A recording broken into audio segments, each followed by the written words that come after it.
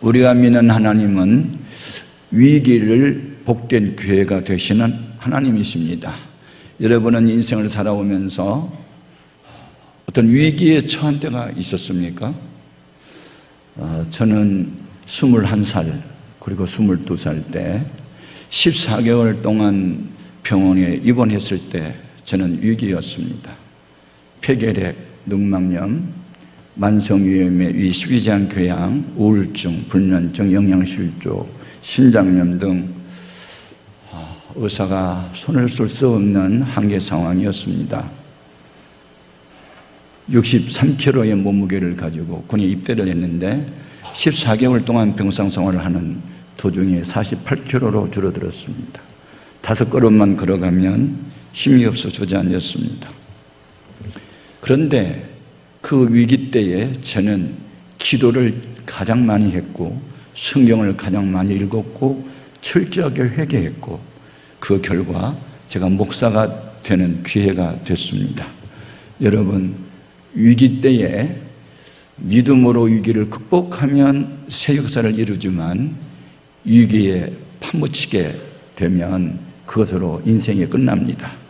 오늘 본문 말씀의 내용은 사울 왕 때의 일입니다.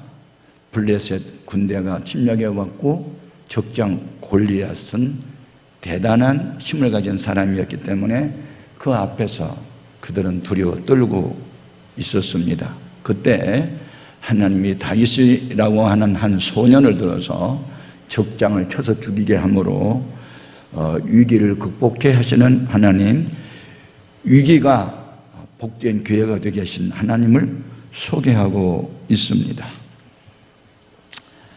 사람들이 어떤 어려움을 당할 때 그 어려움에 도전하는 사람이 있는가 하면 그 어려움 앞에 굴복하고 두려워 떠는 사람이 있습니다. 왜 사울은 왕이면서도 골리앗 앞에서 두려워 떨어야 했을까요? 성경이 답인데 하나님이시니 그를 떠났기 때문입니다. 떠났던 이유, 그가 왕이 되기 전에는 겸손했습니다. 하나님 말씀 앞에 예만하고 안여가 없는 순종의 사람이었는데 왕이 된 이후에 마음에 교만이 들어왔고 하나님 말씀보다는 자기 생각과 사람들의 말에 더 귀를 기울였습니다. 그래서 아말렉과 싸울 때 왕도 짐승도 없애라 했는데 왕을 사로잡아 왔습니다. 자기 위세를 드러내기 위해서. 살찐 소와 양을 죽이지 않았습니다. 그 실은 하나님께 제사를 드리기 위해. 사무엘을 통해서 하나님이 말씀합니다. 왕이 하나님 말씀을 버렸기 때문에 이제는 하나님도 당신을 버려 더 이상 왕 위에 있지 못하게 하십니다. 무서운 말입니다. 하나님이 절대로 우리를 먼저 버리신 일이 없습니다. 먼저 사람이 하나님을 버렸으므로 하나님도 버리는 것이죠. 저는 성경을 연구하면서 깨닫습니다. 처음보다 나중에 더 좋아져야지 처음에 잘 나가다가 나중에 망한다. 용도사면은 아니다. 시작은 미약했으나 나중은 창대한 사람이 되리라. 늘 성경을 가지고 기도합니다. 하나님이 사울을 왕으로 폐위시키고 새로운 왕으로 이새의 아들 중에 하나를 세우라고 사무엘 선지자에게 가르쳐 줍니다. 사무엘이 이새에게 당신의 아들들 중에서 왕이 될 만한 아들들을 데려오시오. 그는 막내 아들 다윗은 양을 지키게 하고 7 아들을 데려왔습니다. 큰아들 이름이 엘리압인데 기골이 정대하고 얼굴이 준수하고 아주 건강했습니다. 그런데 여호와 하나님이 사무엘에게 그는 아니다. 너는 왜 사람을 외모로 보느냐? 나는 중심을 본다. 라고 말씀합니다. 둘째 아들 엘리압, 그 다음에 아비나답을 세웠는데 그도 아니야. 셋째 산마를 세웠는데 그도 아니야. 7 아들 다 아니라고 하십니다. 그러자 7 아들 외에 또 아들이 없느냐고 물었더니 양 지키는 우리 막둥이 다윗이 있다. 데려오라. 그가 사무엘 앞에 나타나자 그가 바로 그다. 그 머리 위에 기름을 부어라. 그래서 그때 사무엘이 머리에 기름을 붓습니다. 그때 놀라운 일이 일어나죠. 자, 사무엘상 16장 13절 같이 읽겠습니다. 사무엘이 기름 뿔병을 가져다가 그의 형제 중에서 그에게 부었더니 이날 이후로 다윗이 여호와의 영에게 크게 감동되니라. 사무엘이 떠나서 라마로 가니라. 자, 여호와의 영이 임하면 첫 번째가 감동이 됐다. 느낄 감, 움직일 동. 마음을 움직였다. 어떤 마음을? 위기에 처한 이스라엘 공동체를 누가 구원하랴? 내가 구원해야 되겠다. 그런 감동도 올 수 있고, 이 어려운 난국을 어떻게 해칠 것인가? 하나님이 나를 들었으려고 하시나? 그런 감동도 왔겠죠. 하나님이 신이 우리에게 임하면 여러 가지 형태로 나타나는 것이 있는데, 이사야서 11장 2절 이하 같이 읽겠습니다. 그의 위에 여호와의 영 곧 지혜와 총명의 영이요 모략과 재능의 영이요 지식과 여호와를 경외하는 영이 강림하시리니. 그렇습니다. 그가 여호와를 경외함으로 즐거움을 얻을 것이라. 결론은 하나님의 영이 임하면 무슨 일로 즐거워해요? 하나님을 섬기는 일로 즐거워해요. 세상 일로 즐거움이 아니라 하나님의 영광을 위하여 사는 것을 최고의 즐거움으로, 최고의 가치로 안다는 것이죠. 하나님이 사람을 처음 지으실 때 육체는 흙으로 지었어요. 그래서 이 사람의 육체와 흙을 성분을 조사해 보면 흙 속에 있는 성분이 사람 몸이 그냥 있죠. 인, 철, 뭐 이런 거, 아연 다 있어요. 그런데 이것을 화공 처리해서 값을 따져보면 2불 70선대가 나온대. 60kg의 몸무게에서 이 들어있는 모든 것들을, 요소를 빼면. 그래서 하나님의 영이 떠난 인간의 몸값은 2불 70센트야.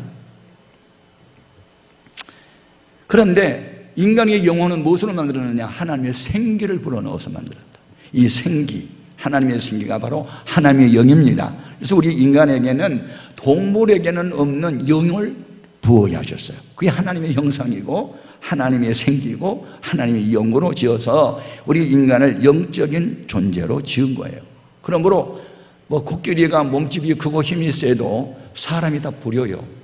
왜냐하면 영은 혼과 육을 지배하기 때문에. 그래서 최고의 가치는 영성인 줄로 믿습니다. 그래서 여러분이 이 교회라는 특수사회 속에 들어오면 다른 것으로 여러분 자랑하면 안 돼요. 성령 충만, 예수 충만, 말씀 충만, 은혜 충만해야 되는 줄로 믿습니다.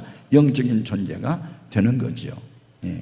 그런데 하나님의 신이 떠났던 사울이 골리앗 앞에 설 때는 두려움의 대상이었습니다. 왜냐하면 비교를 해보니 너는 힘이 세고 나는 약하니까 싸우면 나는 지겠다, 나는 죽겠다. 그리고 두려워 떠는 거예요. 이 블레셋이라고 하는 존재를 성경에서 또 역사학자들 통해서 알아보면 히브리어의 블레셋이라는 단어는 이주자란 뜻이에요. 그래서 블레셋은 원래 가나안 본토인이 아니고 그레데라는 섬에서 살던 원주민이 배를 타고 가나안 땅에 이주해 왔던 족속인데 기골이 장대하고 싸움에 능한 자인데 이들은 자기들이 고안해낸 한 우상이 있었어요. 상체는 사람의 형상이고 하체는 물고기 형상인 그 우상의 이름을 다곤이라고 했어요. 다곤. 그래서 풍요와 다산의 신으로. 오늘날 하나님을 떠난 사람들은 다 우상을 숭배하는데 그게 육적인 욕구 충족을 위하여 만들어낸 우상들이에요. 재물이 부요함과 그 다음에 자녀를 많이 낳는 것과 양이 새끼를 많이 낳는 이런 것을 그들은 신으로 섬긴 거예요. 오늘날도 마찬가지예요. 하나님을 떠난 사람들은 세상에서 돈 많이 모으고 명예와 지위를 얻고 건강하고 장수하고 아들, 딸 잘 되고 그런 풍요와 다산을 항상 목표로 살아가요. 그런데 이상한 것은 그걸 다 가졌는데도 행복해하는 사람이 별로 없다는 거예요. 우리나라는 200여 나라 가운데에서 11번째 부자로 잘 사는 나라가 됐어요. 예? 교육의 열정은 세계에서 1위예요. 평균 수명은 미국은 79세인데 우리는 81세로 늘어났어요. 휴가철이 되면 1,000만 명이 이동을 해요. 이런 나라가 어디 또 있겠어요? 앞으로 몇 년만 지나면 여의도에서 드론 택시를 타면, 공중에 날아가는 택시를 타면 20분이면 인천공항에 가는 시대가 와요. 이렇게 과학 문명이 발달한 시대에 살면서도 우리나라 인구 5천만 명 중에서 400만 명 이상의 우울증 환자라는데, 자살은 세계에서 1위라는데. 자, 오늘날 우리를 괴롭히고 있는 현대판 골리앗이 뭐냐? 그것이 바로 코로나19, 전 세계의 만민을 두려워 떨게 하는 코로나. 핵폭탄을 가졌다고 미국하고 맞짱 떠보겠다고 하며 서울 불바다로 만들어버리겠다는 북한. 정신병력을 가지고 있던 어머니가 9살 난 딸을 학대하는 이런 현상. 현대의학으로 고칠 수 없는 난치병이 걸려있는 사람들, 현대판 골리앗에 떨고 있는 현대인들이에요. 누가 이 문제를 타개할 수 있으며 누가 이런 원수 골리앗과 싸워 이길 수가 있겠냐고요. 하나님은요, 외모로 볼 때는 좀 부족해 보여도 하나님의 성령에 감동받은 삶을 통해서 새 역사를 이루어가고 그를 통해서 위기를 기회가 되게 하시는 줄로 믿습니다. 그래서 하나님이 우리에게 복을 주실 때 육신의 문제가 풀리고 난 뒤에 영적으로 바로 세우겠다는 말은 한 군데도 없어요. 항상 순차적으로 영혼이 잘 되면 그 다음에 범사도 풀리고 열리게 해주고 육체의 강건함도 줄게, 이렇게만 되어 있어요. 그래서 이 비밀을 깨달았던 사도 바울이 데살로니가 교회에 편지할 때 순차적으로 기록을 했어요. 데살로니가 전서 5장 23절 같이 읽어봅니다. 평강의 하나님이 친히 너희를 온전히 거룩하게 하시고 또 너희의 온 영과 혼과 몸이 우리 주 예수 그리스도께서 강림하실 때에 흠없게 보존되기를 원하노라. 아멘. 여러분, 우리는 육신의 문제가 해결되고 영적인 문제를 풀어보겠다고 하는 이 사탄의 꼬임에 넘어가지 않기를 바라고, 약삭빠르게 다가오는 육신의 생각을 쉽게 못 받기를 바라고, 육신의 고난이, 환경의 어려움이 내 영성을 강화시키는 기회가 된 줄로 믿고 고난의 때에 더 많이 기도하고 더 많이 성경 읽고 더 많이 회개하고 더 많이 주 앞에 가까이 가는 것, 이것이 문제풀이의 지름길이 되는 줄로 믿습니다. 그런데 인간의 이성과 지성은 항상 비교를 하고 헤아리게 되어 있는데, 이스라엘 군대 앞에 나타난 골리앗은 도대체 어떤 존재이기에 사람이 두려워 떨 수밖에 없었을까? 자, 사무엘상 17장 4절 하반절 보겠습니다. 그의 키는 6규빗 한 뼘이요. 이 한 규빗은 길이 다니는 이 손가락 장지 끝에서 겨드랑이까지를 한 규빗이라고 했는데 보통 45cm거든요. 45cm의 구박에 6, 그러면 2m 70cm가 나와요. 한 뼘은 15cm거든요. 그러니까 골리앗의 키가 2m 85cm예요. 놀리지도 않네. 여기에 1m 85cm만 돼도 키 크다 그랬는데 그게 1m가 더 커봐라. 그렇고 그가 입었던 갑옷은 5,000세겔이래. 1세겔이 11.5g인데 고부에 보면 그가 입었던 갑옷의 무게만 해도 57kg이요. 그리고 창날에 붙어있는 쇠붙이만 해도 7kg이고, 이런 거구 앞에 누가 용감하게 싸울 수 있어요? 없어요. 다 버들버들 떨 수밖에 없어요. 예. 오늘날 우리를 부들부들 떨게 하는 것들이 많아요. 그런데 따라합시다. 문제보다 크신 하나님, 나는 믿습니다. 그런데 여기서 우리가 기억할 것이 있어요.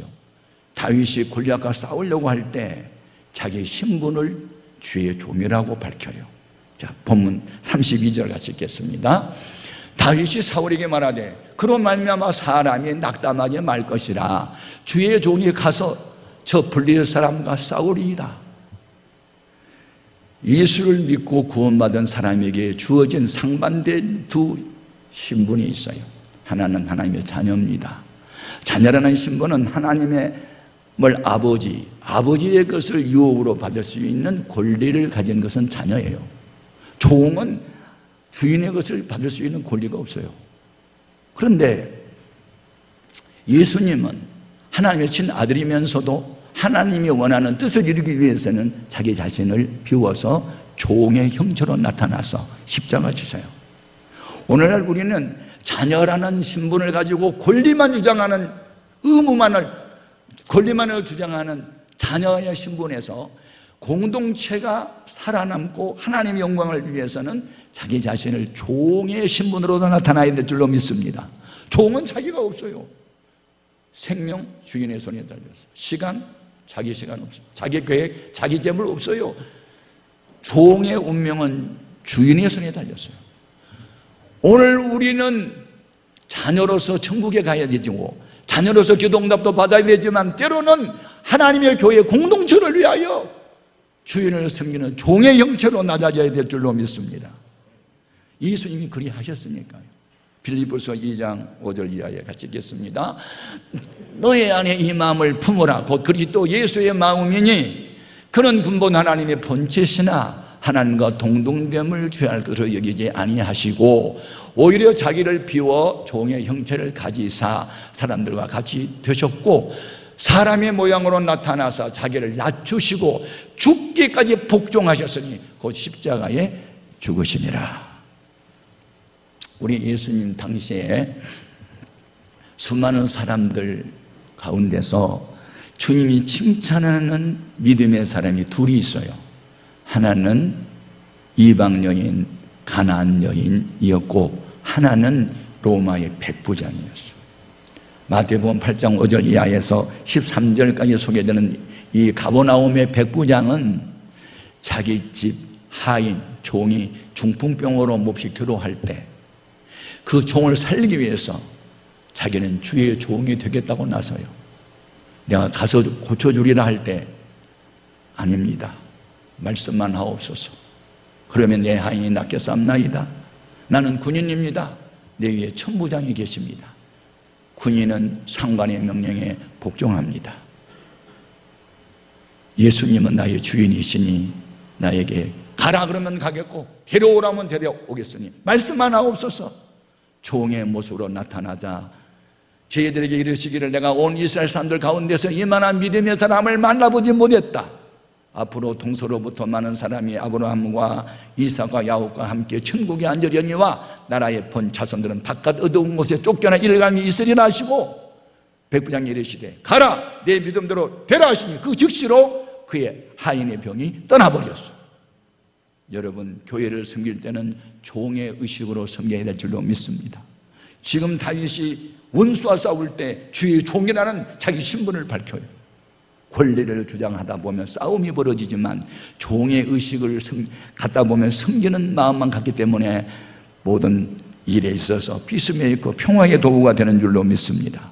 우리 모두는 교회에서 권리를 주장하고 하는 것보다는 의무를 이행하는 데 만족하는 종의 모습으로 살아야 될 줄로 믿습니다.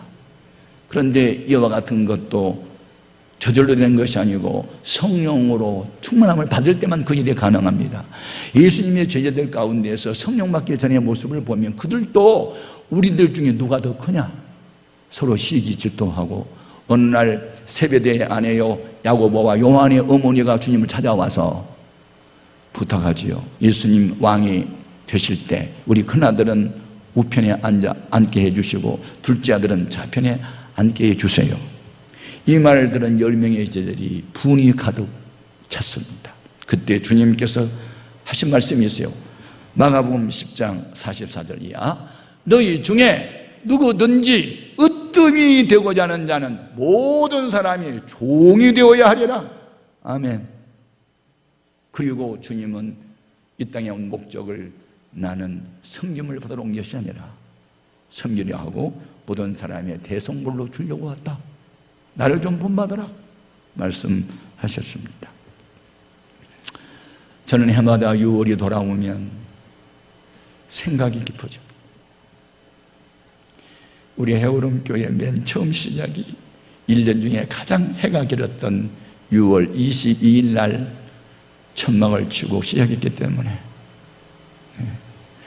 그리고 48년을 지나오면서 우리 앞에 나타났던 수많은 골리앗, 그때마다 나타났던 다윗과 같은 용사들, 잊을 수가 없습니다. 천막이 철거될 위기에 빠졌을 때 버스 차장이었던 자매 모아놨던 돈 바쳤습니다. 라면 공장에 다녔던 한 청년 여자가 바쳤습니다. 훗날 이들이 어떻게 됐을까? 어느 목사님 아들 서울우유라는 회사의 과장인 아들에게 버스 차장 아가씨는 결혼을 했고, 라면 공장에 다녔던 자매는 어느 사업을 하는 청년과 결혼했는데 믿음 좋은 부부가 되더니 뉴욕에 이민을 가서 맨하탄에 큰 가게를 2개 오픈하고 부자된 모습을 30년이 지난 후에 만나서 확인했습니다. 후에 이 판잣집으로 된 모가 집이 15명 교인이 모였을 때 불이 나서 전소됐습니다. 몇 명의 어른들은 하나님이 살아계시면 교회당이 불이 날 수 있냐고 교회에 나오지 않았습니다. 그때 잿더미 위에 자리를 펴고 함께 금식하고 울던 중고등 학생들 4-5명, 이들이 현대판 다윗이 됐습니다. 그들은 지금 선교사가 됐거나 부흥사가 됐거나 목회자가 됐거나 사모가 됐거나, 여러분, 위기의 때에 하나님 앞에 전적으로 매달리면 하나님은 언제나 복받는 기회가 되게 하시는 줄로 믿습니다. 그 이후에 교회가 부흥되면서 첫 번째 성전을 건축할 때, 두 번째 성전을 지금 건축할 때 어떤 사람들은 떠났습니다. 그러니 남아있는 사람들이 거룩한 그루터기가 돼서 피와 땀과 눈물을 쏟아서 오늘의 이 교회를 이루었습니다. 옛날에 골리앗이 지금도 있고 옛날에 다윗은 지금도 있습니다. 여러분, 성경에 나오는 수많은 인물들 가운데 우리가 본받아야 할 인물들이 있습니다. 복받을 사람들은 언제나 좋은 일에 본을 보인 분들을 본받으려고 애를 쓰고, 그런 사람은 반드시 하나님이 복의 복을 더해주시는 줄로 믿습니다. 다음 주일은 우리 교회 설립 기념주일입니다. 지금까지 수없이 위기를 당했습니다. 개인적으로도 그랬겠죠. 이럴 때마다 우리는 다윗을 생각하고 문제보다 크신 하나님을 의지하고 도움을 청하면 이김을 주신 분은 하나님이신 줄로 믿습니다. 지금 다윗이 골리앗하고 싸울 때 무기가 있었는데 대부분의 사람들은 물맷돌을 무기로 생각하지만 물론 무기 중에 하나지요. 근데 그것은 나타난 무기입니다. 현상입니다. 물맷돌은. 그런데 그 현상이 나타나기까지 본질적인 무기가 있었으니 그것은 여호와의 이름이었습니다. 너는 칼과 단창으로 내게 오지만 나는 내가 욕하는 만군의 여호와의 이름으로 간다고, 여호와의 이름을 앞장 세우고 나갈 때 하나님이 대신 싸워주신 겁니다. 45절부터 같이 읽겠습니다. 다윗이 블레셋 사람에게 이르되 너는 칼과 창과 단창으로 내게 나오거니와 나는 만군의 여호와의 이름, 군대가 모욕하는 이스라엘 군대의 하나님의 이름으로 내게 가노라. 오늘 여호와께서 너를 내 손에 넘기시리니 내가 너를 쳐서 내 목을 베고 블레셋 군대의 시체를 오늘 공중의 새와 땅의 들짐승에게 주어 온 땅으로 이스라엘에 하나님이 계신 줄을 알게 하겠고, 또 여호와의 구원하심이 칼과 창에 있지 아니함을 이 무리에게 알게 하리라. 전쟁은 여호와께 속한 것인즉 그가 너희를 우리 손에 넘기시리라. 지금 여기 3계절에 여호와의 이름이 4번 나와, 그리고 하나님의 이름은 2번 나와요. 하나님은 무슨 뜻이에요? 스트롱, 올마이티, 강하고 능한 분이라는 뜻이고, 여호와는 약속 이행자라는 뜻이에요. 여러분, 믿음으로 기도하면 응답을 약속하신 분이 하나님이십니다. 믿음으로 순종하면 복 주겠다고 약속하신 분이 하나님이십니다. 여러분, 우리는 구약시대에는 여호와의 이름을 앞장세우고 나갔지만 신약시대에는 예수님의 이름을 앞장세우고 나가면 주님이 우리를 대신하여 싸워주실 줄로 믿습니다. 그래서 오늘 이 교회를 위협하는 골리앗, 이 악의 세력들, 세상 권세, 질병들, 무슨 직장을 잃어버렸거나 사업이 안 된 분들, 네. 오늘 제가 지하실에 주차하고 올라오는 엘리베이터에서 어느 권사님을 만났습니다. 장사하신 분인데 물었더니 장사 영 안 돼요. 가게 내놨는데 아무도 보러 오는 사람도 없어요. 그런 말을 했어요. 그거 현실입니다 지금. 자, 우리 모두 다 위기에 처해 있어요. 그러나 우리는 이런 위기 때에 기회가 되게 하신 하나님을 의지해야 돼요. 기도해야 돼요. 담대해야 돼요. 믿음을 지켜야 해요. 들어올 때 손소독하고 마스크 쓰고 거리 떨어져서 앉고 그리고 예배드리고 기도하고 다시 한번 일어나야 될 줄로 믿습니다. 찬송 부르겠습니다. 351장 1절 3절.